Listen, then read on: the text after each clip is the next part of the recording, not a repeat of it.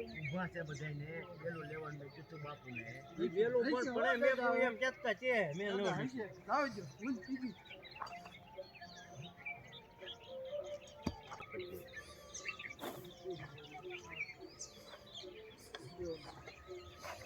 ખાડા જેવું થઈ ગયું છે મંદિર કે ખસડાઈ ગયું બધા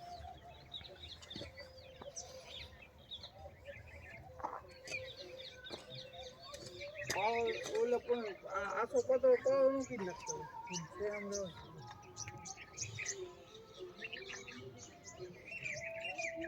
હા ઈ છે ગાય લઈ લો હા ખાતા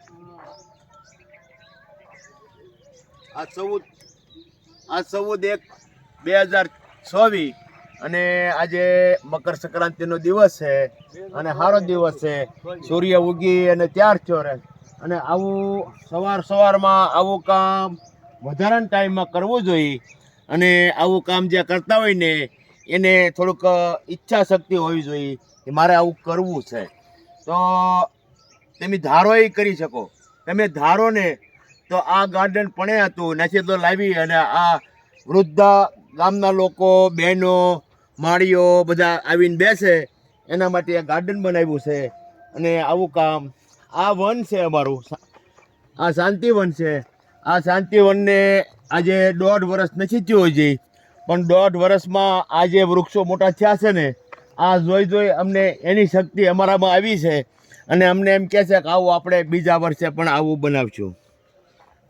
આ 14 તારીખ છે, મકર સંક્રાંતિ છે અને આ વન, આ શાંતિવનને આ પીપળ, આ ઉમરા, જમરૂખ અને વડ, આ મોટા ફૂલઝાડ, મોટી વેલીઓ અને જાંબુડા તમે જુઓ ને તો કલ્પના બહારની વાત. આ જાંબુ છે, આ જાંબુ થાય ને ત્યારે આમ જો આ પીપળ તમે જુઓ, આ જમરૂખ જુઓ, આ ગામના છોકરા જમરૂખ ખાહે અને આ ઉમરાના ફળ તો આવવા મળ્યા છે, પંખી તો ખાવા મળ્યા છે.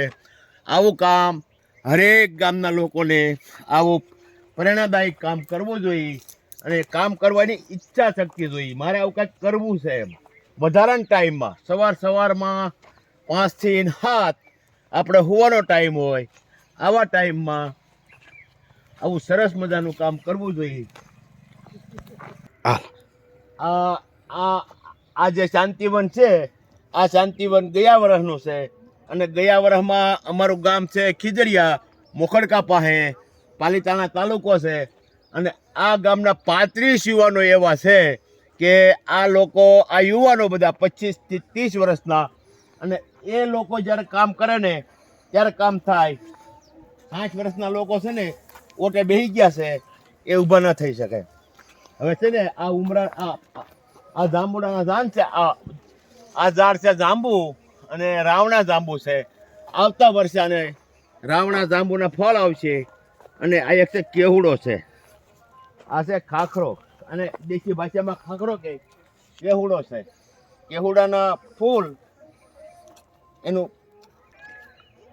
આ અમારું ગયા વર્ષે શાંતિવન બનાવ્યું અને આ દિવાળીએ ગયા વર્ષમાં મોરારી બાપુના હાથથી મોરારી બાપુએ નામ આપ્યું કે આ વનનું નામ કામદવન રાખો.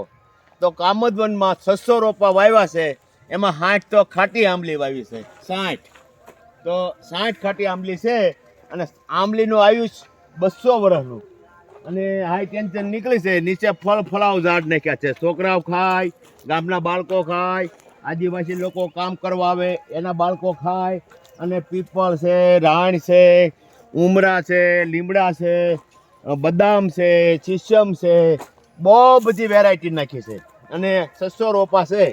અને આ નાના પેલા અંજીરના રોપા છે, અંજીર છે, આ બધું બહુ સરસ થયું છે. અંજીર છે ને, અંજીર ગામના બાળકો ખાય અને બહુ સરસ પરિણામ છે. આ અમારા પ્રકાશભાઈ અને પિયુષભાઈ આ સૌરાષ્ટ્રમાં રહે છે, પાલીતાણા કારખાનું હાંકે છે. એની ઈચ્છા શક્તિ, એનો દર શુક્રવાર રજા હોય, શુક્રવાર તો અહીંયા જ કાઢે એટલે આ બધી એની દેખરેખ થાય છે. સુરતવાળા કામ કરીને જતા રહે. સુરતવાળા શું કરે, બસ હિસ્સો કરીએ જતા રહે. પછી વાહે જે એનું જતન કરવું ને એ આ 2 નરબંકા એવા છે કે સારી એવી મહેનત કરે છે. દરરોજ સવારમાં 5 વાગે જાગી હાલવા નથી જતા. એ કામદવનમાં આવે, પાણીનું સેટિંગ કરે, ડીપ પદ્ધતિ છે અને બહુ સરસ ડીપ નીકળે છે. બે ડૂટા બદલાવવા પડશે. એક એક એક ઝાડ મોટા મોટા પાંદડા આવી ગયા છે અને કોણે પહારી છે અને એને નાળિયેરી છે, નાળિયેરી પચ્ચા વાવી છે, પચ્ચા નાળિયેરી. જ્યારે થશે ને 2 વર્ષ પછી લોકો એમ કે આવું અમારે કરવું છે, પણ કરવાની પાછળ આર્થિક જોઈએ. આર્થિક એટલે પૈસા જોઈએ. પૈસાની વાહે મહેનત જોઈએ. એકલા પૈસા કામ નથી આવતા, એકલી મહેનત કામ નથી આવતી. હરેક ગામના લોકો આવું વિચારે. આમાં મોટા મોટા ગાડા બાવળ હતા, જબરજસ્ત. 1.5 લાખ રૂપિયાનો ખર્ચો કર્યો, બાવળ કાઢ્યા, તાર ફેન્સિંગ કર્યું અને લેવલ કર્યું. પછી 600 રોપા નાખ્યા છે.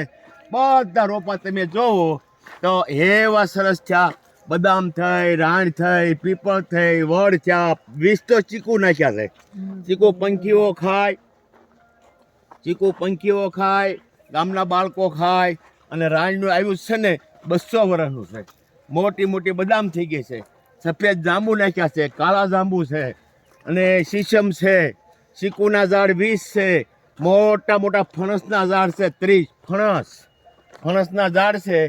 ખાટી આંબલી છે 60 અને ગોરસ આંબલી છે 20. આ બધા વિવિધ ભારતીયના ઝાડ નાખ્યા છે આમાં. જો આ ચીકુ છે. આ ચીકુ નાખ્યા પછી આમ જો પાંદડા, આ ચીકુની કુણપ એવા મસ્તીના છે કે જો આ ફણસના ઝાડ છે. તમે એક ઝાડ જોવો ને તો તમને એમ થાય કે અમારે આવું કરવું છે. આનું કારણ ડીપ પદ્ધતિ. ડીપ પદ્ધતિથી નથી થતું, પણ ડીપ પદ્ધતિની વાસે પાછળ એનું જતન કરવાવાળા માણસો જોઈએ. કેટલું પાણી પડે, ક્યાં નળ બંધવાઈ ગયો, આ બધું કરવાવાળા માણસો અમારા ગામમાં 2 એવા છે, પ્રકાશ ગોયાણી અને પિયુષ બાથાણી. અને એક અરવિંદ બાપુ છે, એનું હુલામણાનું નામ કોગા બાપુ. પણ તમને કહું એ રાતના દિવસ હાથે લાગેલા રહે. આ છે રેડ ચંદન, 20 ઝાડ છે. બહુ મસ્તી નાખ્યા છે. જ્યારે થશે ને ત્યારે લોકો એમ કે અમારે આવું કરવું છે. આની પાછળ મહેનત જોઈએ, મહેનત માગે. આ અમારું ગામ છે ખીજડીયા પાસે. ખીજડીયા મોખડકા ની બાજુમાં ખીજડીયા, પાલીતાણાની બાજુમાં આવે. 2 કિલોમીટર. અને ગામના યુવાનો બહુ જાગૃત છે. બહુ સરસ બનાવ્યું છે. ગયા ઉનાળામાં મોરારી બાપુના હાથથી 3 ઝાડ વાવ્યા છે. એક ખાડામાં 3. એક ખાડામાં તમે 3 ઝાડ વાવી દો ને, બ્રહ્મા, વિષ્ણુ, મહેશ.